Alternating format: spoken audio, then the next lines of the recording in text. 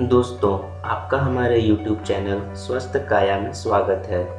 अगर आपने हमारे चैनल को सब्सक्राइब नहीं किया है तो लाल कलर के सब्सक्राइब बटन के ऊपर क्लिक करके हमारे चैनल को सब्सक्राइब कर लें और बगल में घंटे के निशान को भी दबा दें ताकि जब भी इस चैनल पर कोई नई वीडियो अपलोड होगी तो उसकी नोटिफिकेशन आपको मिल जाएगी। दोस्तों, बहुत से नौजवान आज के समय में परेशान हैं।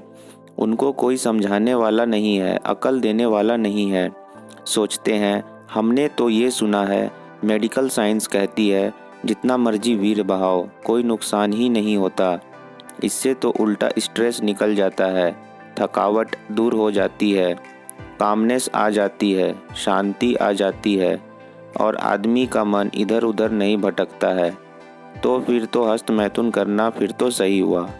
लेकिन दोस्तों, आप बताइए क्या ये सही है या ये गलत?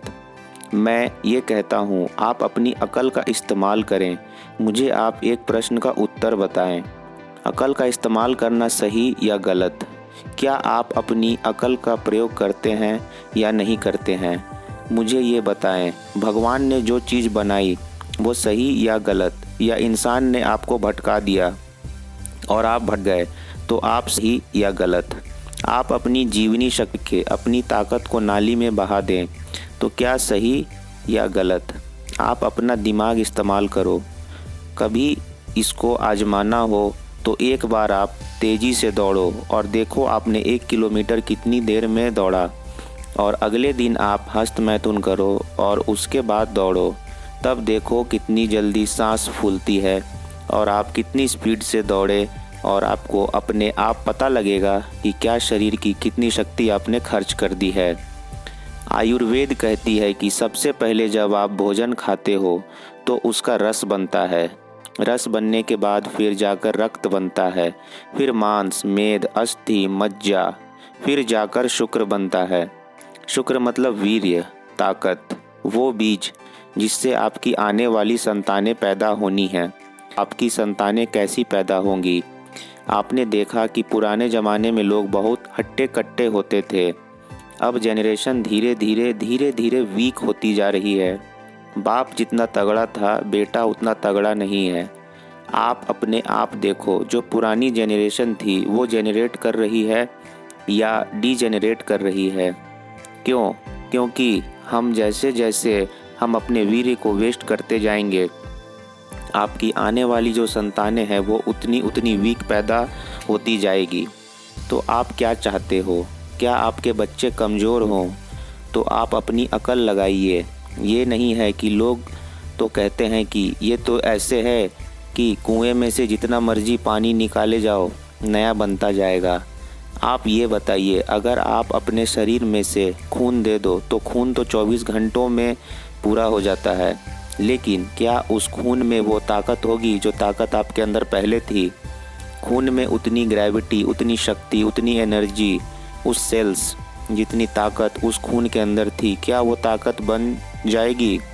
उस ताकत को बनने में कितना समय लगता है? अगर आप किसी डॉक्टर से पूछोगे तो वो कहेगा कि 3 महीने लगेंगे। इसलिए जब आप ब्लड बैंक जाते हो तो वो ये कहते हैं कि अगली बार आप 3 महीने से पहले खून मत देना, क्योंकि 3 महीने तो आपको उस खून की ताकत को पूरा करने में लग जाएंगे। और कहाँ रस, और सेकंड नंबर पे क्या चीज़ आई? रक्त। तो रस, रक्त ये तो दूसरे नंबर की चीज़ है और वीर्य तो 7वें नंबर की चीज़ है। तो रस, रक्त, मांस, मेद, अस्थि, मज्जा, शुक्र।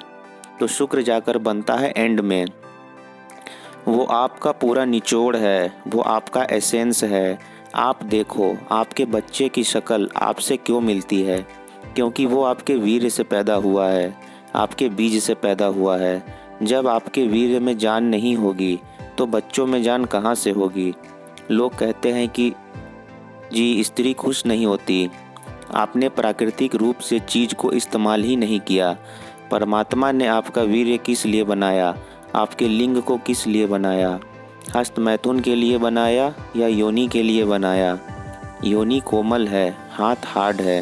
हाथ की नसें इतनी हार्ड है, अगर आप उसमें अपने लिंग को दबा कर रखेंगे तो उस उसके नसों के ऊपर दबाव पड़ेगा या नहीं।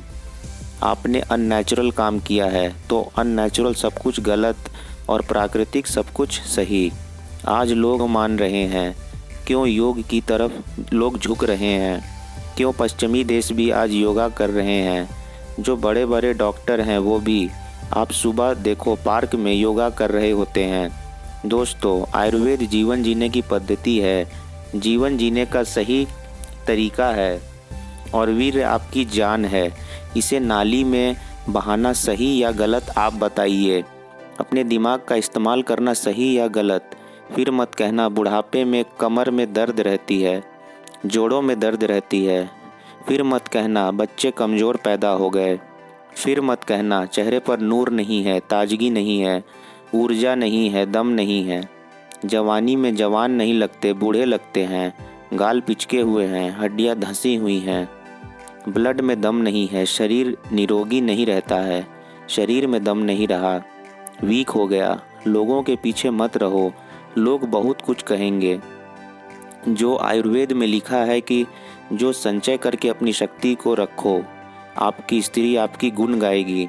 अगर आप हस्तमैथुन नहीं करते और अगर आप हस्तमैथुन करोगे, बाद में आपकी शरीर की शक्ति इतनी क्षीण हो जाएगी, आप उसे बचा नहीं पाओगे।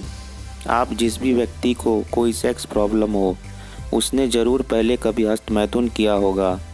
ऐसा कोई व्यक्ति नहीं होगा जिसने हस्तमैथुन किया हो और उसे कोई सेक्स प्रॉब्लम नहीं हुआ हो।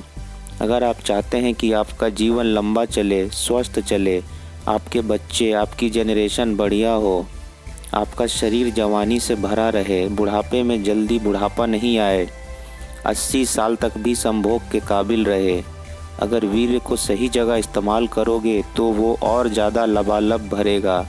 और आपके अंदर अगर कोई व्यक्ति स्त्री के साथ संभोग करता है ना, तो वो सिर्फ अपनी ताकत को खर्च नहीं करता है, स्त्री में से ताकत को खींचता भी है। वहाँ ताकत आपस में एक्सचेंज हो रही है। स्त्री के साथ संभोग करता है तो उसे कुछ प्राप्त भी होता है। प्रकृति ने जिस कार्य के लिए जिस चीज़ को बनाया है, अगर आप वैसा करोगे तो स्वस्थ रहोगे और अगर आप प्राकृतिक तरीका अपनाओगे तो तकलीफ़ में रहोगे। अब फैसला आपके हाथ में है, हस्तमैथुन सही या गलत।